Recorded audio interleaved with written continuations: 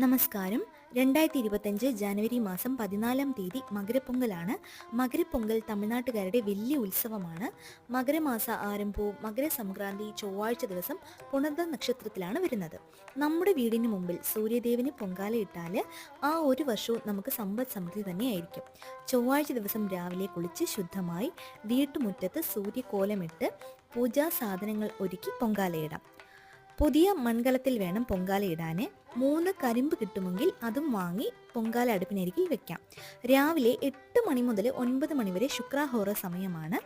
ഈ സമയത്ത് പൊങ്കാലയിട്ടാൽ സൂര്യഭഗവാന്റെ പൂർണ്ണമായ അനുഗ്രഹം നമുക്ക് കിട്ടുന്നു. നമുക്കും നമ്മുടെ വീടിനും ആ ഒരു വർഷവും ഐശ്വര്യം തന്നെയായിരിക്കും.